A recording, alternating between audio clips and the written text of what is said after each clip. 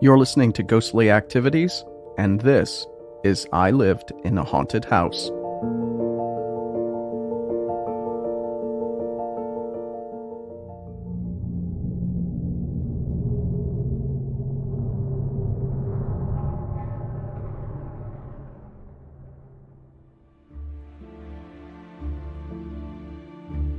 Hi, my name is Anita, and I lived in a haunted house.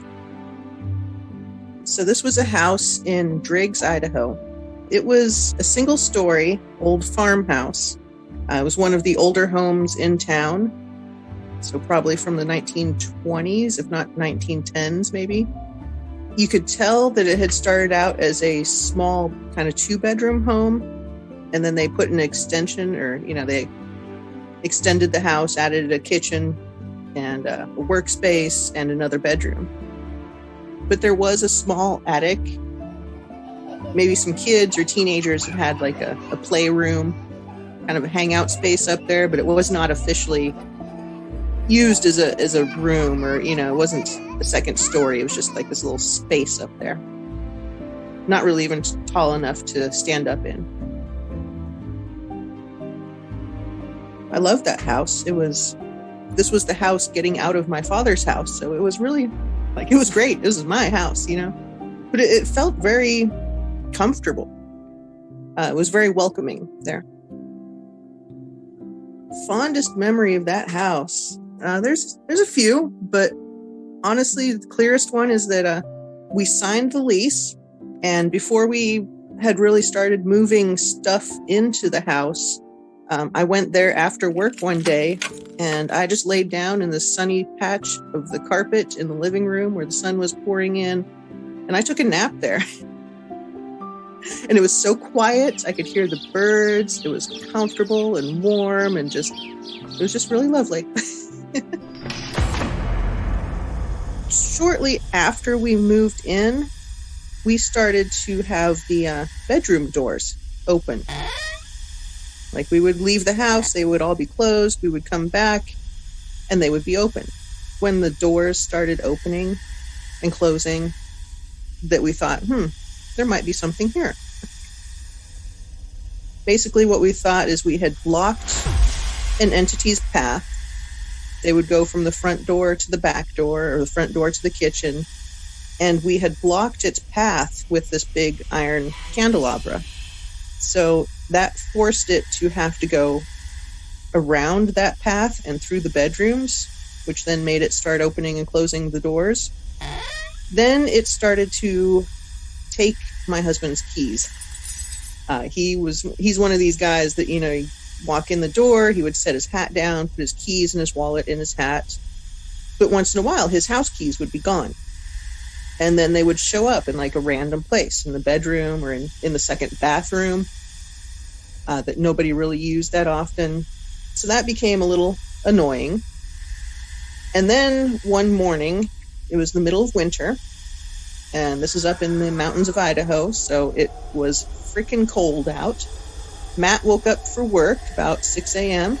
He walked out of the bedroom into the kitchen, and both the door from the kitchen to the entry, the mudroom, and then the door from the mudroom to the exterior, outside. Both of those were wide open. And being a city boy, he has a habit of deadbolting the exterior doors anytime we go to bed. When he woke up and both of those doors were wide open, that was the point where it was kind of, that was a bad experience. That was the one that kind of prompted him and myself to be like, okay, if you want to stay here, you knock that shit off. Or the ultimatum was, if you don't stop doing stuff like this, then we are going to kick you out. Not so much commanding, but having a very frank conversation with the spirit. But that was the ultimatum put on the table.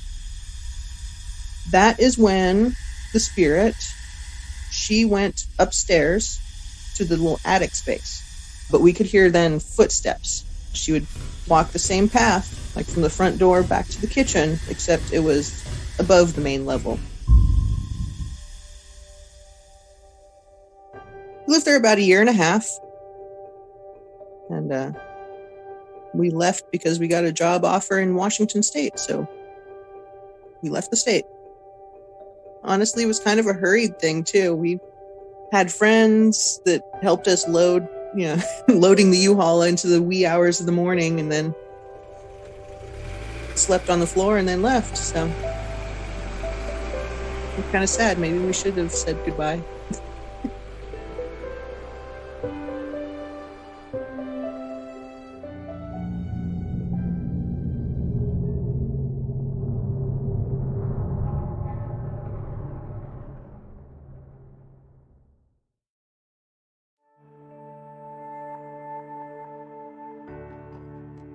Hi, my name is Josh, and I lived in a haunted house in Dunwoody, Georgia, in a neighborhood called Redfield.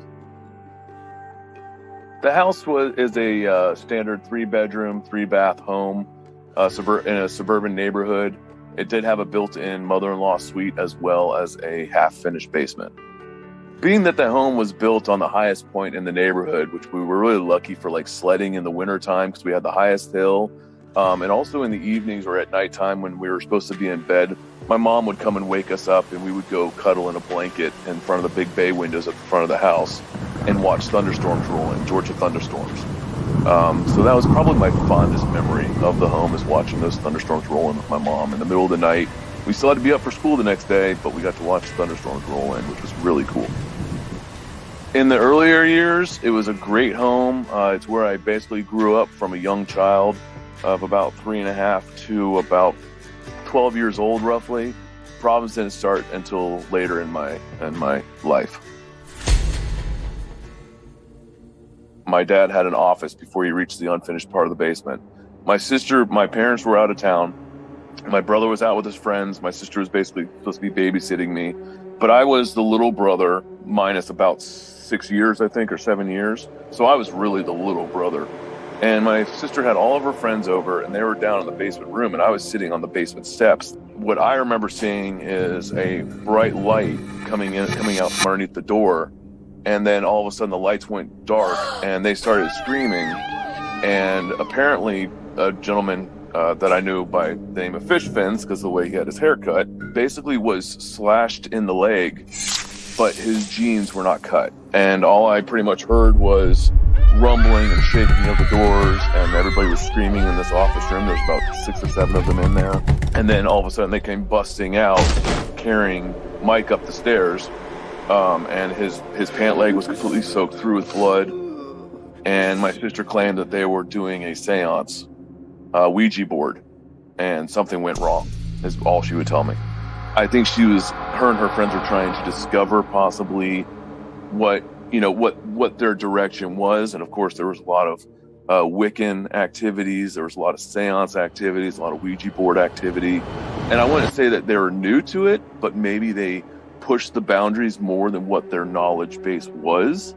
All I know is my sister claims that there is a evil spirit that has followed her since then, and she refuses to reveal its name. She will not speak its name, or she doesn't even really like to talk about it.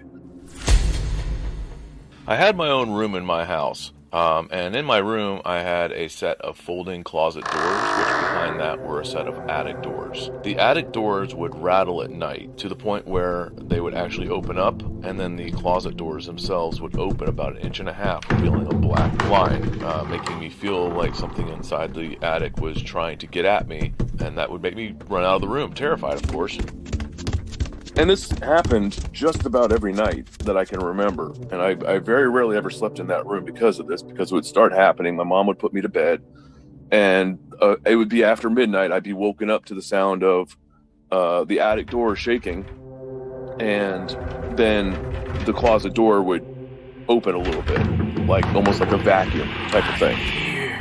Up to the very last night that I ever spent in that room, the shaking was so violent that what I did was, before I went to bed that night, I took a string and I tied it around the handles. And I went to bed, and because I figured, well, if the string was on the doors, they couldn't rattle, they couldn't shake. I tied it tight enough to where I tried to pull the door open. It wouldn't even come open, but maybe a little bit, like a couple centimeters. And so I was convinced that the doors were stuck tight that night and I could sleep. And I woke up and the doors were rattling against the string, and I jumped up and I was like, I was going to face my fears, and I basically went towards the closet and I heard a snap, and the closet doors open in front of me. I ran out of the room. The next morning I came in, the string had actually snapped on the doors. Sorry, I get chills thinking about it. But they had actually snapped on the doors, and my closet doors were open completely, and everything that was hanging in the closet was on the floor. And that was the last night I ever spent in that room.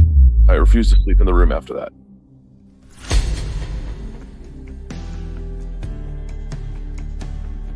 My parents got divorced, and they decided to put the house on the market. My dad was moving back to California, and my mom, of course, was looking for more affordable housing. At that point, after all the experiences that I had had on the property and the house, I was fine with. I wanted to get away from that home. So it was bought by a doctor and his family. And actually, before I moved to Washington, myself and my friends went back by there. The owner happened to come out. He happened to remember my mom, and they had changed the home a little bit. And from what I understood, they raised their kids in the home, and they never really had any more issues after that.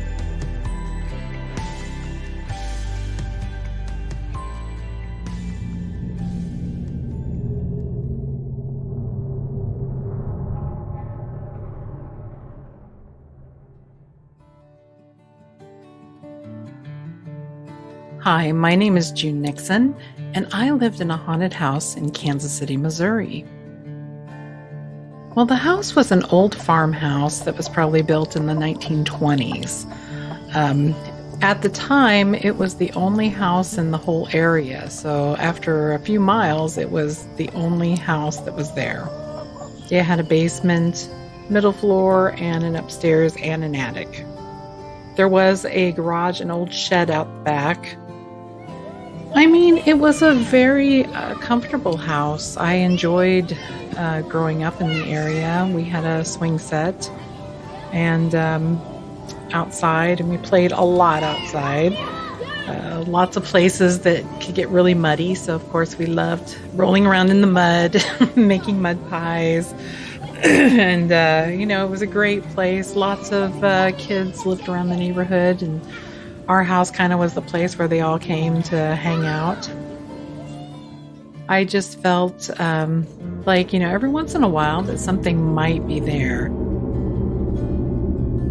My fondest memory, I had so many good memories. One of my happiest memories, I guess you'd say, is coming down Christmas mornings, and of course Santa Claus had visited us, but one of my favorite times was coming down and seeing this old puppet theater that my dad I was going to say, I thought it was Santa that put it together, but my dad put this big puppet theater together, and my brother and I would spend hours with mostly Sesame Street puppets putting on shows for each other.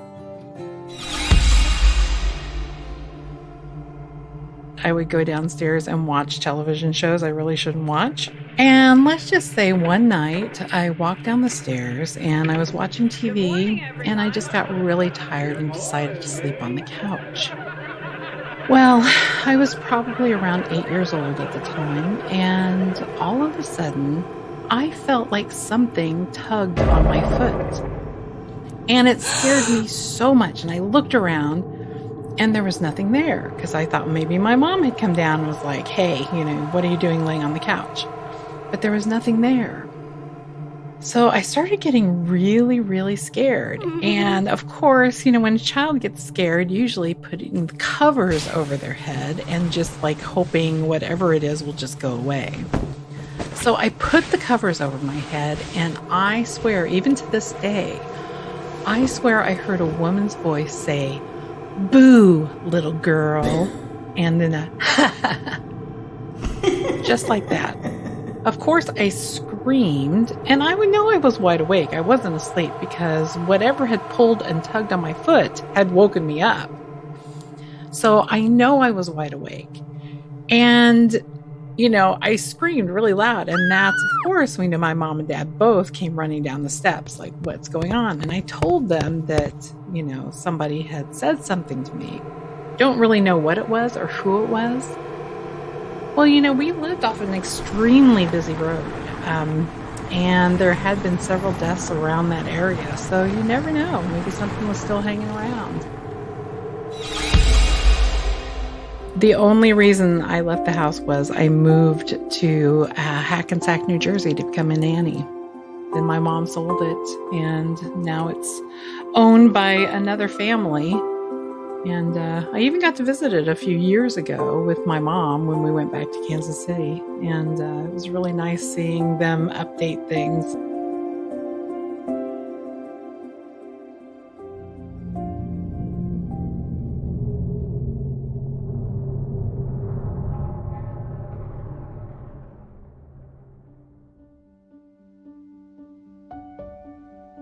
Hi, I'm Melissa, and I lived in a haunted house in Puget Sound. So the house was a Northwest modern style, so it's a smaller 3-bedroom, and it was actually designed and built by my dad in 1979. So it's mostly a 1-story house, but it had a 2nd-story loft, and it's kind of your typical Northwest modern fashion, so lots of windows and designed kind of with an emphasis on natural settings, sort of bringing the outdoors in. So we had cedar siding, exposed beams, cedar walls, the works. One of the singular fond memories has to be that the house had these huge greenhouse-style windows in the living room facing the valley and the mountains.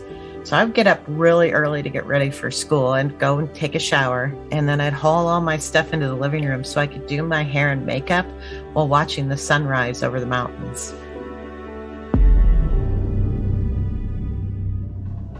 Right after moving in, we started seeing a weird, pretty large, maybe 3 feet tall, mist-like shape, typically around the door between our laundry room and our rec room. And sometimes it would go all the way back to the dining room, but always on the north side of the house. And we would try and debunk it like, the laundry isn't going. There's no mist. There's no water leaks. We'd shine flashlights outside, have cars drive up the driveway to see if it was a reflection. We could never figure out what was causing this random mist-like thing to appear and then just disappear. We could never debunk it, so we just accepted it and just jokingly started calling it the house ghost. We would constantly have strange noises that we couldn't explain, but it was actually the footsteps that led to a couple of strange encounters. I think I was reading a book and I hear these very heavy footsteps on the roof, and I just froze in panic. Then I hear what kind of sounds like a cat screaming, like they sound before they get in a fight. So I thought, okay, maybe there's a cougar on the roof and my cat is screaming at it. But the screaming sound is definitely from in the house, not on the roof. So I finally muster up enough bravery to go and what I think I'm going to go rescue my cat. And I open up my bedroom door and I start creeping down the hallway. And the screaming comes to a dead stop. Footsteps, dead stop. I go into the living room. And there's my cat, sound asleep on the spiral staircase. Like she hadn't heard a thing. Like it just didn't happen. So I arm myself with a kitchen knife and I go outside and I look all over. There's no footprints from animals. There's nothing on the roof. I can't see anything. So flash forward many years later, I'm staying at the house. It was just before Christmas and my son was probably about 10 months old at the time. My parents were gone, and I had just put my son down to sleep. So I'm leaving his room to go clean up his toys that I'd left out in the rec room. Now, remember, this is where we used to see the mist. So I'm heading down the hallway, and I hear the footsteps, those dreaded footsteps overhead. So, again, even as an adult, I freeze. Then, from the rec room, I hear my son's Mickey Mouse toy. I hear that thing start talking in the rec room. Mickey! So now I'm completely frozen. Then one by one, every single electronic toy my son had in there starts going off. And these were like motion activated, some of them, but some you would have to press a button for it to make a sound. I don't even know what to think. I hustle back into my son's room and I call the police thinking that there could be an intruder who, I don't know, was setting them off on purpose. I guess I didn't know what to think because, suddenly activated toys had not been part of any of the earlier ghostly experiences there. So cops actually come out to inspect, but by the time they arrive, the toys have fallen silent, but I'm still hiding out in my son's room. Cops looked all over. They said there's no footsteps, no muddy footprints on the back deck, the front porch, by the back door. There's zero signs that anyone had been there. And all the doors were shut and locked. Well, I left when I went to college, but my parents still live there. And my mom refuses to allow any investigations because she told me if she heard an EVP or something that implied that there was a ghost or a spirit that was anything other than friendly, she'd want to move out that same day. She couldn't stay there. So they still have the footsteps, the mist still happens, and they have inexplicable crashing noises, like something's fallen like off a shelf in a different area of the house, or like books have fallen down or something, but they can never find what it is. So they just seem to accept it's haunted.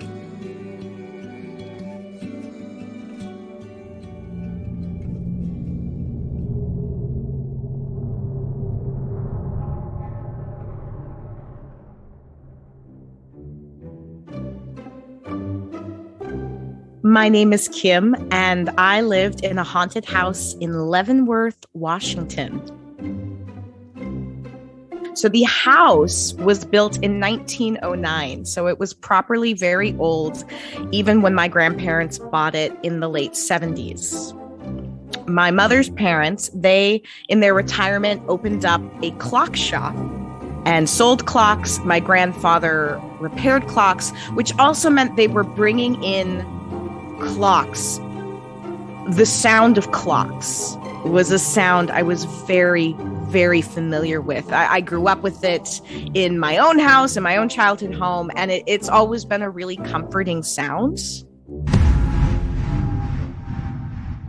There was this very narrow set of steps to get to the top floor, and they were the creakiest, steepest steps, and they used to really frighten me. And you would go up the steps, and there was 2 bedrooms and a back attic room.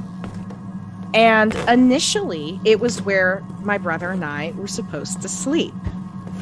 But neither of us could ever sleep in that room. It was very unsettling. During the day, what was very friendly at night felt the exact opposite. I would often feel like something would jolt me awake. Like someone was shaking me awake, to the point where I would sometimes blame my brother. So we reached a point where I started just full on refusing to sleep in that room. And in 2010, my uncle moved in there to live. And this is when things really escalated. One of the main things is a spirit would acknowledge us. And actually, we did an investigation there. And at one point, there was an EVP cot of the name Greta.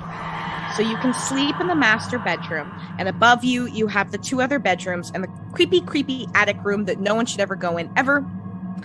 And you could say, "Goodnight, Greta."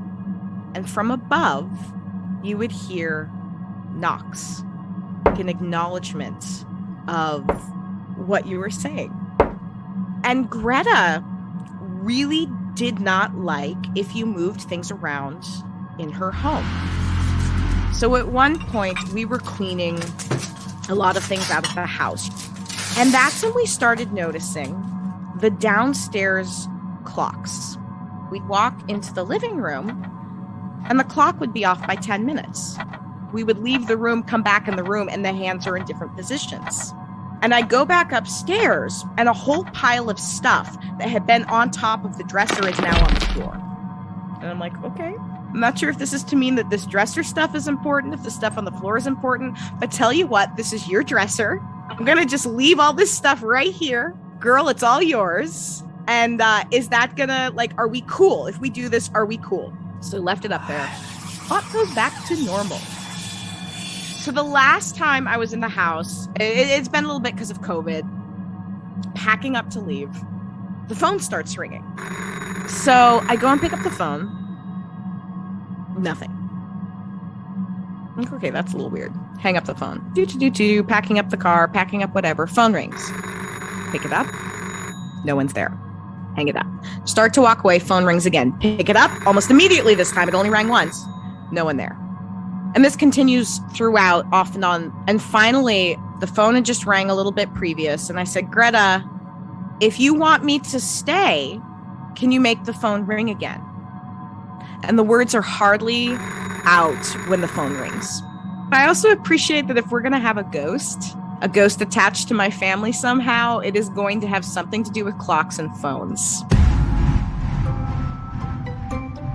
Still going on to this day. It's died down a little bit, and I'm half convinced. I took a couple items from the house the last time I was there. I'm not entirely convinced Greta hasn't ridden along and is hanging out at my place and chilling with my haunted doll, because, like, some weird stuff increased in my apartment since that last trip where I brought things back with me. I brought a jewelry box. It's an old jewelry box that it belonged to my grandmother, but she got it somewhere. Because again, she loved antique stores, and it's very pretty. It's metal. It looks like almost green marble. There were some pieces of jewelry inside, and all of that belonged to my grandmother as well. Which, funnily enough, it was a jewelry box from that dresser, which did not occur to me until just now.